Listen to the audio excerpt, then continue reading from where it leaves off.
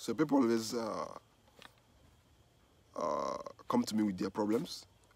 For those who are doing pig farming, many people reach out to me for one thing or the other about their pigs.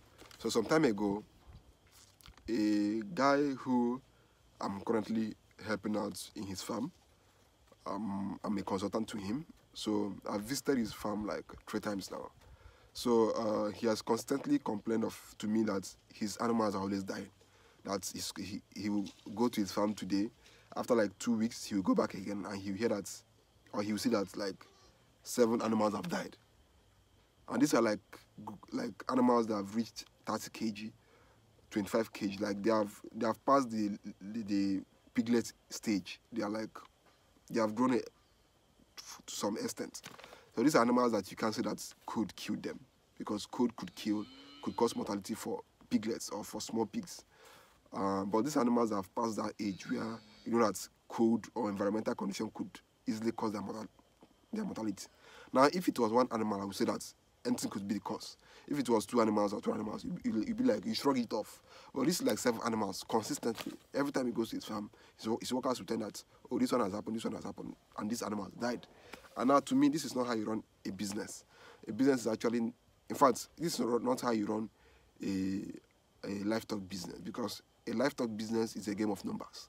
How many animals you have determines how much you make. And now, if your animals are dying almost every day, that's you getting into big losses, which will probably make you to close up your farm, which is not the prayer of anybody who is investing millions into starting up a farm.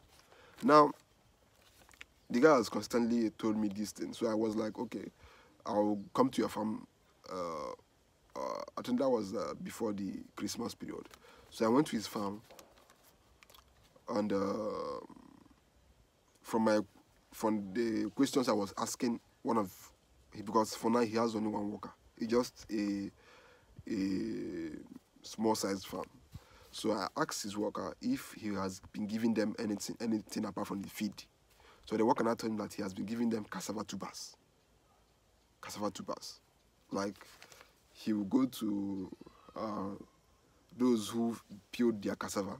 He will go there and pick up the leftover tubers. It's not the peels, the tubers, which is very, very high in cyanide, which is very, very, very disastrous and poisonous to non-ruminant animals, which are pigs. So from the questions I asked the guy, he told me that he has been giving them that cassava tubers consistently. And I was like, don't you know that this is poisonous? He told me that, no, that it's normal pig food, that pigs eat anything.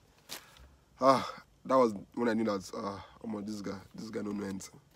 So that was exactly what I told the guy that's called me to come to his farm, that his worker has been giving them cassava tubers.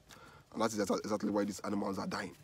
Now, if you give a growing pig cassava tubers, the animal's stomach at that small stage is not mature enough to digest the high cyanide contents of cassava tubers. So once they eat it, and mind you, pigs will eat almost anything as far as it tastes or it smells nice. But it's now your own job as a farmer to know what is right for a pig to eat or for it not to eat, because pigs will put their mouths in almost everything.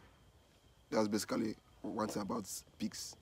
Unlike goats that select what they eat, or cattle that select what they eat, pigs don't care. They just put their mouth there, and if it's nice, they eat it. If it's poisonous, they'll just die.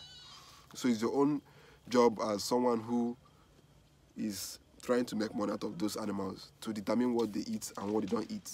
So a situation whereby you have workers, my advice to you who is employing workers is try to educate your workers on what not to give your animals and what to give them. And as much as possible, try to limit whatever your worker is giving to your animals to the feed.